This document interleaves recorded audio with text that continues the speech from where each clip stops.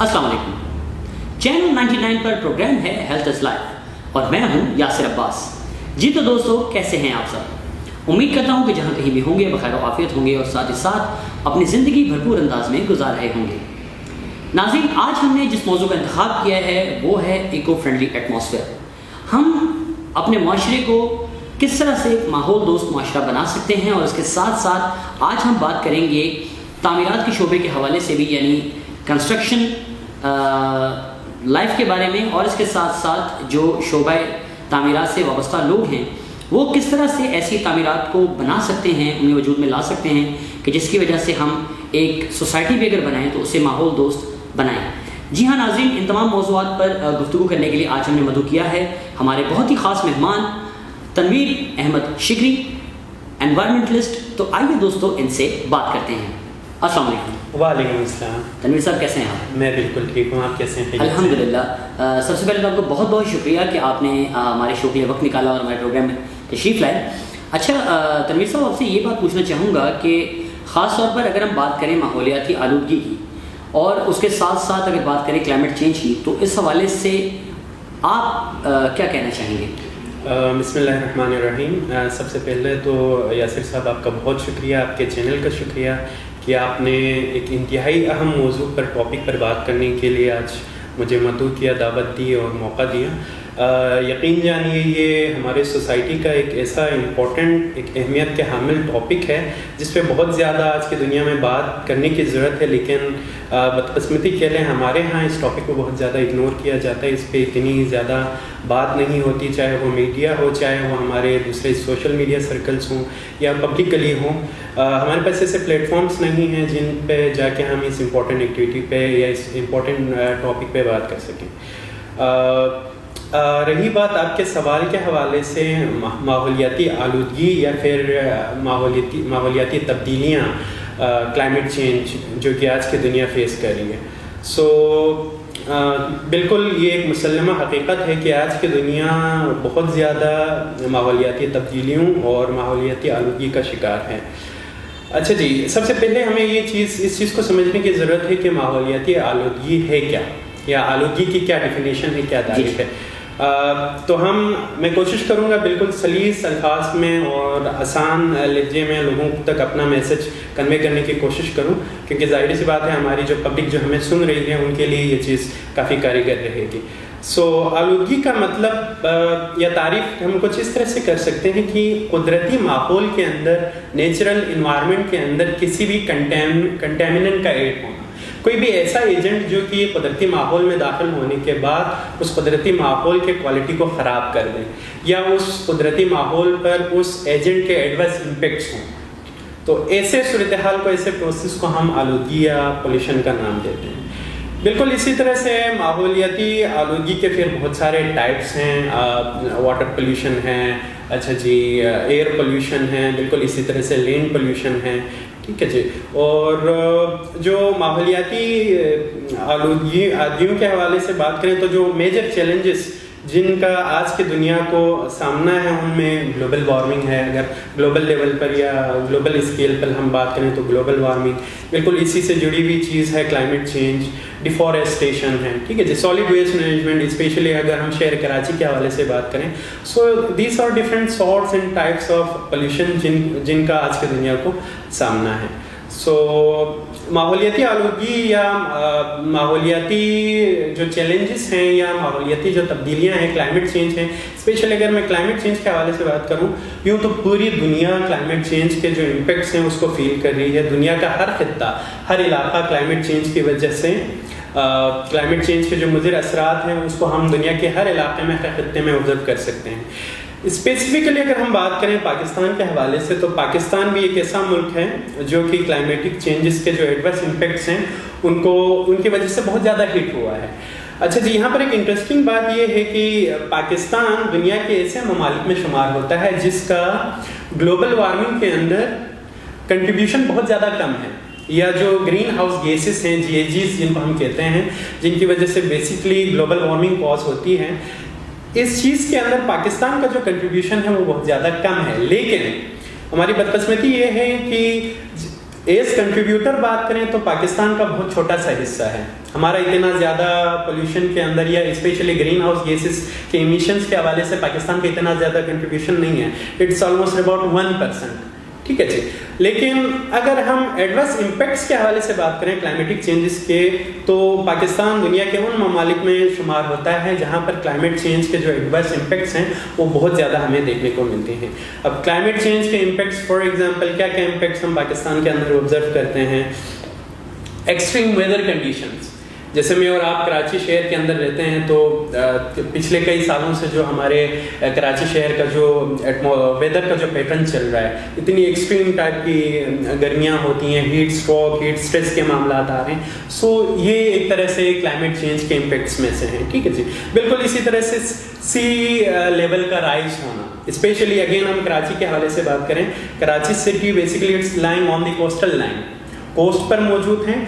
तो अगर सी लेवल हमारा राइज करता है तो जो करीबी जितनी भी हमारी आबादी हैं या जो रेजिडेंशियल एरियाज हैं, they are at greater risk. बिल्कुल इसी तरह से दुनिया में भी ऐसे शहर, ऐसे सिटीज़ जो कि जजीरा नुमा हैं, उनके डूब जाने का खदशा है। So again it's climate change impact. बिल्कुल इसी तरह से फ्लड्स वाली सूरत हाल, प्रेसिपिटेशन अब इतनी ज़्यादा होने लगी है, उनका पैटर्न इतना चेंज हो चुका है। अभी जैसे रिसेंट कराची में जो सूरत हाल थी, ठीक है जी, हमारे यहाँ बारिशों का पैटर्न पहले ऐसे नहीं हुआ करता था, लेकिन अब क्या हो गया है कि प्रेसिपिटेशन या बारिशों का जो पूरा निज़ाम है, सिलसिला, वो बिल्कुल चेंज हो चुका है। तो इतनी हैवी रेनफॉल होती है, इतनी हैवी प्रेसिपिटेशन होती है कि अर्बन फ्लड वाली सूरत हाल हो जाती है। अब उसके फिर अगेन बहुत ज़्यादा एडवर्स कंसिक्वेंसेस, इम्पैक्ट हमें देखने को मिलती हैं। बिल्कुल इसी तरह से अगर हम जो हमारे नॉर्दर्न पार्ट ऑफ पाकिस्तान है, क्लाइमेट चेंज के हवाले से बात करें, गिलगित बल्तिस्तान पाकिस्तान का वो इलाका है जो कि इस वक्त बहुत ज़्यादा क्लाइमेटिक चेंजेस के हवाले से वल्नरेबल हैं, बहुत ज़्यादा रिस्क फैक्टर मौजूद हैं। अगेन गिलगित बल्तिस्तान में भी 3-4 साल पिछले ऐसे गुजरे हैं कि हर साल वहाँ पर फ्लड वाली सूरत हाल होती है। अभी रिसेंटली फ्यू वीक्स बैक इलाका शिगर, गिलगित बल्तिस्तान का जो एक डिस्ट्रिक्ट है शिगर, वहाँ पर अगेन फ्लड वाली सूरत हाल हुई। Glacial lake out burst flood हम इनको बेसिकली कहते हैं। तो फ्लड आया और वहाँ पर जो फार्मिंग लैंड है वो तबाह हुआ, बहुत सारे लोग बेघर हुए। अच्छा जी, वहाँ लोगों को एक जगह से दूसरे जगह मूव करना पड़ा। सो बहुत सारी ऐसी चीज़ें हैं या मुज़र असरात हैं जो कि हम क्लाइमेट चेंज की वजह से या माहौल के अंदर बैलेंस ना होने की वजह से इन मसाइल का हम लोग शिकार हैं। सो ये एक तरह से आप समझ लें एक ब्रीफ थोड़ा सा डिस्क्रिप्शन है अबाउट द एनवायरमेंटल पोल्यूशन और क्लाइमेट चेंज और उसके इम्पैक्ट्स के हवाले से। ठीक साथ साथ तनवीर साहब आपसे ये भी पूछना चाहेंगे कि अगर हम बात करें सॉलिड वेस्ट मैनेजमेंट के हवाले से, ठीक है, तो जैसा कि आप जानते हैं कि यहाँ पर बहुत ज़्यादा फाल नज़र नहीं आता, बिलखुसूस अगर हम कराची की बात करें, तो आप क्या समझते हैं कि इस मसले से निपटने के लिए मज़ीद इसको कितना फाल होने की ज़रूरत है? देखें जी, कराची शहर बेसिकली इसमें थोड़ा सा फिर पॉलिटिकल ओपिनियन भी हमारा आ जाता है। यकीन जानिए, मैं तो समझता हूँ कि जो रेलेवेंट अथॉरिटीज़ हैं या जो स्टेक होल्डर्स हैं या जो पार्टीज़ हैं हमारी पॉलिटिकल, इन्होंने अपने सियासत के चक्कर में पूरे कराची शहर को इन्होंने समझ लो डिसओन कर दिया। इनका काम सिर्फ अपनी वाह कराना के हद तक, their role is limited to just their political seekings. तो जहाँ तक सॉलिड वेस्ट मैनेजमेंट के हवाले से हम बात करें, कराची में सबसे पहली चीज़ या जो सबसे बड़ा चैलेंज या जो सबसे बड़ा मसला है, मेरे नॉलेज के हवाले से या जो मेरा पॉइंट ऑफ व्यू है वो ये है कि हमने वेस्ट क्वांटम को सही से फिगर आउट ही नहीं किया हुआ कराची के अंदर। ठीक है जी, सॉलिड वेस्ट मैनेजमेंट के हवाले से जो हमारे सर्वेस हुए हैं या जो स्टडीज हुई हैं उनमें बताया जाता है जी कि कराची डेली बेसिस पे 9,000 टन जो है ना वो सॉलिड वेस्ट प्रोड्यूस करता है। अच्छा जी, दूसरी स्टडी कहती है कि भाई नहीं, 9,000 टन नहीं है, ये 11,000 टन है। अच्छा जी, फिर कुछ और लोग कहते हैं, उनकी अपनी एक स्टडी है, सर्वे है, ठीक है जी, कि कराची इट्स ऑलमोस्ट 20,000 टन जो है ना सॉलिड वेस्ट जनरेट हो रहा है। सो सबसे पहली जो इम्पोर्टेंट चीज़ वो ये है कि हमारे पास एक बिल्कुल लॉजिकल सी स्टडी हमारे पास मौजूद हो और हम वेस्ट के क्वांटम को डिफाइन करें कि yes, this is the waste quantum being generated generated by Karachi city. Proper statistics होनी चाहिए, प्रॉपर स्टैटिस्टिक्स होनी चाहिए, प्रॉपर फिगर्स हमारे पास मौजूद होनी चाहिए, ठीक है जी। फिर दूसरी बात आती है सॉलिड वेस्ट मैनेजमेंट के हवाले से जो सबसे बड़ा मसला जो कराची फेस कर रहा है वो है कमिटमेंट की, पॉलिटिकल कमिटमेंट की या commitment of the stakeholders या जो रेलेवेंट अथॉरिटीज हैं उनकी कमिटमेंट। अब हमारे यहाँ मसला क्या चल रहा है कि जी Sindh government is blaming the city government, जी मेयर काम नहीं करता, और the mayor is blaming the city government कि भाई ये लोग फंड जो हमें रिलीज नहीं करते तो काम नहीं हो पा रहा। सो इस तरह से हम मामला को लेके नहीं चल सकते, इन दोनों को एक पेज पे आके एक मास्टर प्लान बनाना पड़ेगा for resolving the solid waste management issue, especially in Karachi। अच्छा जी, अब solid waste management अगर हमारा सही तरीके से मैनेज नहीं होता तो इसके क्या इम्पैक्ट्स आएंगे जी। जो हमारे लिए पॉइंट ऑफ कंसर्न है बीइंग एनवायरमेंटलिस्ट फॉर मी, और हमारे जो जनरल पब्लिक है आवाम, उनके लिए क्या मुश्किलात पैदा हो सकती हैं अगर हम सॉलिड वेस्ट को प्रॉपर्ली मैनेज ना करें। पहले हम बात कर लेते हैं एनवायरमेंट के हवाले से। मैं और आप जब घर से निकलते हैं, यकीन जानिए मैं घर से निकलता हूँ और ऑफिस पहुँचने तक पता नहीं मैं वेस्ट के कितने हीप्स मेरे नज़रों के सामने से गुजरते हैं। इवन हमारे सिटी का, हमारे रोड्स की अब ये सूरत हाल है कि रोड के दाएं बाएं हमें कूड़ा करकट के ढेर हमें नज़र आते हैं। सो इन्वायरमेंट के ऊपर इसके क्या इम्पैक्ट्स हैं? सबसे पहली चीज़ तो ये है कि जब आप प्रॉपरली अपने वेस्ट को डिस्पोज ऑफ नहीं कर रहे हैं, ओपनली ले जाके पब्लिक एरियाज में डंप कर रहे हैं, फॉर एग्जांपल आपने रोड किनारे उस वेस्ट को डंप कर दिया, तो होगा क्या, with the passage of time वहाँ पर बायोलॉजिकल एक्टिविटी स्टार्ट हो जाती है, ठीक है जी। वो सारा वेस्ट या वो जो कचरा है, जाहिर सी बात है उसके अंदर ऑर्गेनिक कंटेंट भी बहुत ज़्यादा है। ऑलमोस्ट 36% जो कराची के अंदर सॉलिड वेस्ट प्रोड्यूस होता है उसमें 36% जो है ना ऑर्गेनिक वेस्ट है, ऑर्गेनिक कंपोजिशन है वेस्ट की, तो उसके अंदर माइक्रोबियल एक्टिविटी स्टार्ट हो जाती है। तो सबसे पहली चीज़, जो सबसे पहला इम्पैक्ट जो कि हम फील करते हैं, इट्स द फॉल स्मेल, ठीक है जी। बदबू वहाँ से जनरेट होने लगती है और वो आपके इर्द गिर्द की जो एयर क्वालिटी है उसको खराब कर देती है। अब अगेन आपकी जो एयर क्वालिटी है it is directly linked with your health status. आपकी एयर क्वालिटी सही होगी तभी आपकी हेल्थ अच्छी होगी, ठीक है। दूसरी चीज़ ये है कि आप सॉलिड वेस्ट को प्रॉपरली डिस्पोज ऑफ नहीं करते हैं, कूड़ा करकट आपका रोड किनारे या किसी भी ओपन एरिया में डिस्पोज्ड है, अब वो वहाँ पर सड़ रहा है तो अल्टीमेटली वहाँ पर लीचेट की जनरेशन होती है, ठीक है जी। अब वो लीचेट क्या करता है, उसके नतीजे में जो आपका ग्राउंड वाटर है, ठीक है जी, वो सीप थ्रू दी ग्राउंड, वो ज़मीन के तह को क्रॉस करके आपके नीचे ग्राउंड वाटर टेबल तक पहुंच सकता है। तो यूं आपकी जो सतह है ज़मीन, जो आपके पानी का ज़ख़ीरा जो आपके पास अवेलेबल है वो आपका पोल्यूट हो गया, उसकी भी क्वालिटी ख़राब हो गई। अगेन आपकी समझ लें आपकी जो है ना वाटर पोल्यूशन इसने कॉज किया। बिल्कुल इसी तरह से हमारे यहाँ एक नॉर्मल प्रैक्टिस है कि हम क्या करते हैं, जब लोग तंग आ जाते हैं, कोई उठाता नहीं है उस कचरे को, तो लोग क्या करते हैं, उसको जला देते हैं ताकि उसका जो हजम है वो कम हो जाए। अब जब आप सॉलिड वेस्ट को जलाते हैं तो क्या होता है, उसमें से जो इमिशंस निकलती हैं in form of gases, in forms of particulate matter, या जो छोटे छोटे ज़र्रात, सूट्स वगैरह आपके एटमॉस्फेयर के अंदर दाखिल होती हैं, अगेन वो क्या करती हैं, आपके एटमॉस्फेयर की क्वालिटी को ख़राब कर देती हैं। It is causing atmospheric pollution. अब अगेन एटमॉस्फेरिक पोल्यूशन का बहुत ज़्यादा लिंक है आपके हेल्थ के साथ। आप जिस हवा में सांस ले रहे हैं उस हवा के अंदर अगर पार्टिकुलेट मैटर भी है, PM10 है, PM5 है, PM2 है, बिल्कुल इसी तरह इसमें नॉक्सियस गैसेस हैं, जॉर्डस गैसेस हैं, लाइक कार्बन मोनोऑक्साइड के वाफर मकदार वहाँ पर मौजूद हैं, बिल्कुल इसी तरह से नाइट्रोजन के ऑक्साइड्स मौजूद हैं, अच्छा कार्बन डाइऑक्साइड, कार्बन मोनोऑक्साइड, इस तरह की पार्टिकुलेट मैटर पे जैसे मैंने बात की, इन सारी चीज़ों का आपके हेल्थ के ऊपर बहुत ज़्यादा एडवर्स। इवन कराची के अंदर पार्टिकुलेट मैटर पे अभी रिसेंटली आगा खान यूनिवर्सिटी ने एक स्टडी की और इसमें ये बताया गया कि जिन इलाकों में पार्टिकुलेट मैटर की जो क्वांटिटी है वो ज़्यादा है, वहाँ उन इलाकों में हेल्थ इश्यूज या रेस्पिरेटरी ट्रैक के जो इश्यूज हैं या रेस्पिरेटरी सिस्टम के जो इश्यूज हैं वो ज़्यादा हैं। इसका मतलब ये हुआ कि पार्टिकुलेट मैटर की जो मिकदार है हवा के अंदर और उसका और आपके हेल्थ का एक डायरेक्ट रिलेशन है। पार्टिकुलेट मैटर जैसे ही बढ़ता जाएगा आपके एटमॉस्फेयर के अंदर आपके रेस्पिरेटरी इश्यूज भी बढ़ते जाएंगे। तो कहने का मतलब ये है कि बहुत ज़्यादा ऐसे इश्यूज भी हमें देखने को मिलेंगे अगर आपका सॉलिड वेस्ट प्रॉपर्ली मैनेज नहीं होगा। ठीक, तनवीर साहब यहीं से गुफ्तगू को दोबारा आगाज़ करेंगे। नाज़रीन, यहाँ पर लेते हैं एक छोटा सा वक्फा और वक्फे के बाद दोबारा हाजिर होते हैं, तो कहीं मत जाइएगा, हमारे साथ आइएगा।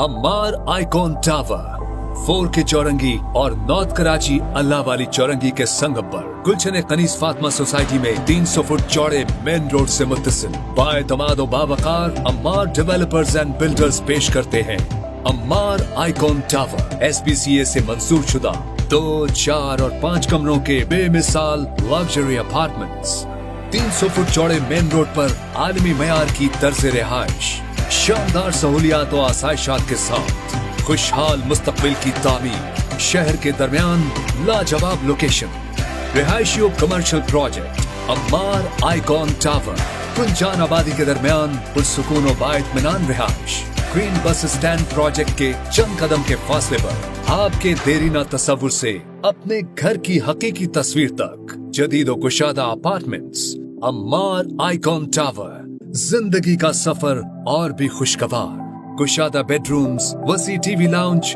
बावकारो कुशादा drawing room, finished kitchen, imported tiles से आरास्ता बाथरूम्स, लोड शेडिंग से मुकम्मल निजात, 24 घंटे बिजली की फराहमी, प्रोजेक्ट का अपना सोलर पावर बैकअप, 24 घंटे मीठे पानी की फराहमी, प्रोजेक्ट का अपना RO प्लांट, प्रोजेक्ट की अपनी मस्जिद, free car parking, fire fighting system, garbage shoot, CCTV camera, free wifi, जदीद इंपोर्टेड लिफ्ट्स, वसी रिसेप्शन लॉबी, जदीद intercom system, underground cable wiring, ladies and gents gymnasium, children play area, 24 घंटे security, 24 घंटे transport, बाइत्मीनान जदीद सहूलियात से आरास्ता अंदाज़े जिंदगी, आसान माहाना इकसात पर बुकिंग सिर्फ 45,000 रुपए से, माहाना किस्त सिर्फ 12,000 रुपए से। अम्मार डेवलपर्स एंड बिल्डर्स पेश करते हैं अम्मार आइकॉन टावर। बुकिंग और तफसीलात के लिए अभी राब्ता करें। मार्केटिंग की दुनिया का बाएतमाद मारूफ नाम ISO certified 9001/2015 TI marketing network. Cell number 0309 222 9914 0330 3587 119। Phone number 021 364 03312 and 4।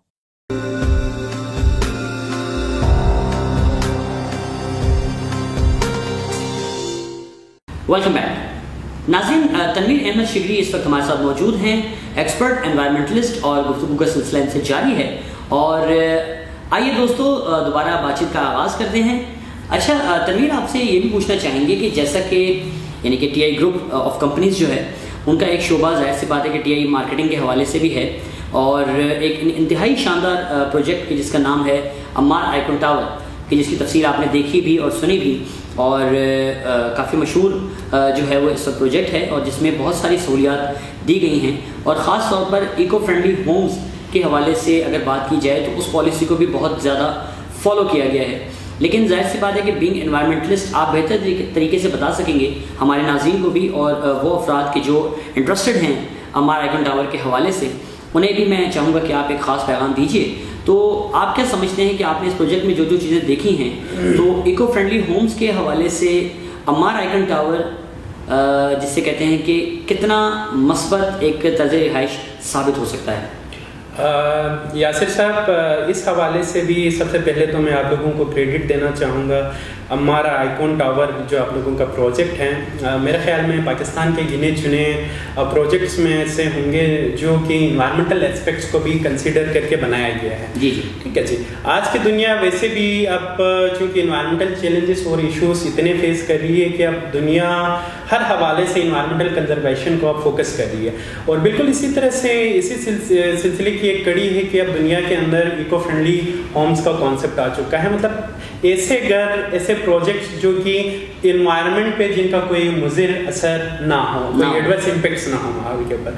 सो जैसे कि मैंने इस प्रोजेक्ट को स्टडी किया, मुझे बहुत अच्छा लगा। यकीन कीजिए कि आप लोगों ने ऐसा बहुत अच्छा इनिशिएटिव लिया, और आप लोगों ने इस प्रोजेक्ट के अंदर इन्वायरमेंटल जो कंजर्वेशन के जो पॉइंट्स हैं या जो फंडामेंटल्स हैं उनको आप लोगों ने कंसिडर किया हुआ है।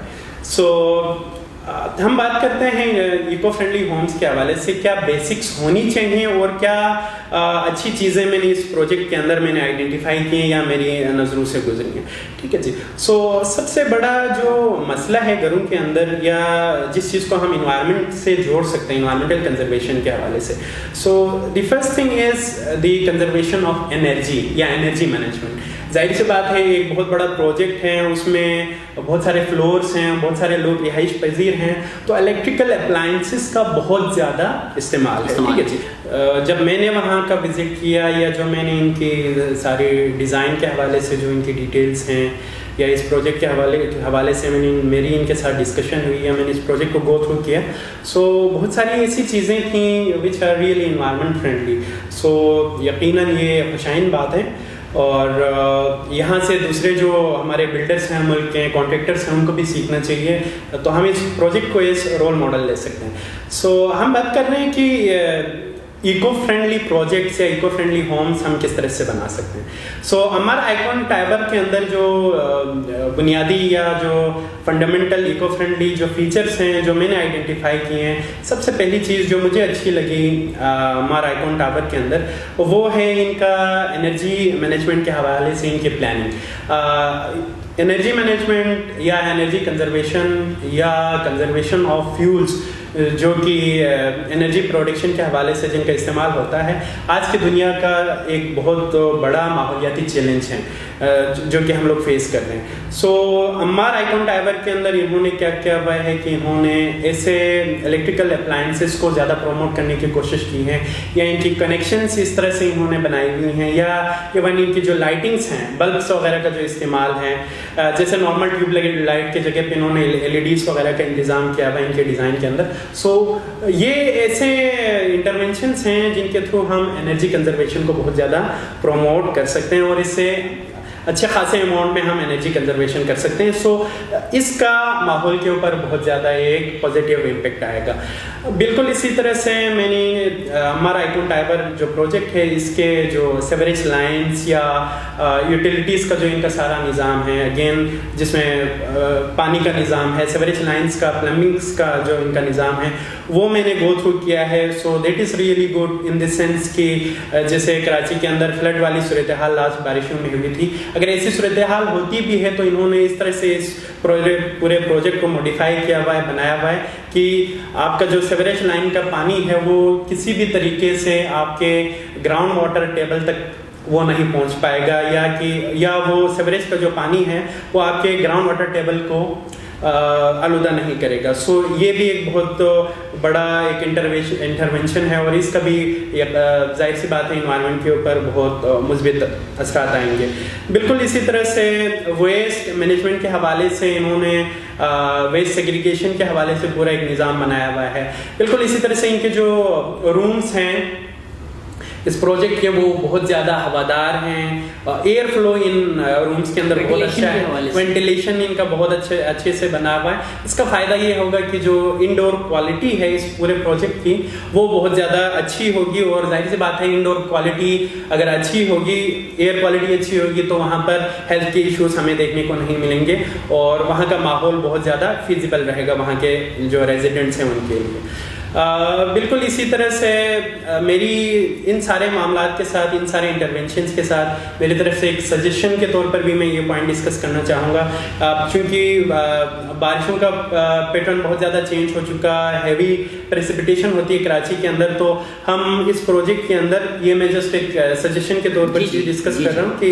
हम कोई ऐसा सिस्टम भी बना सकते हैं कि हम रेन वाटर हार्वेस्टिंग को वहाँ पर इस प्रोजेक्ट के अंदर यकीनी बनाए। सो ये कुछ ऐसे इंटरवेंशंस हैं इस प्रोजेक्ट के अंदर, मॉडिफिकेशंस हैं जो कि मुझे बहुत ज़्यादा अच्छी लगी हैं, दे आर रियली इन्वायरमेंटल और इको फ्रेंडली।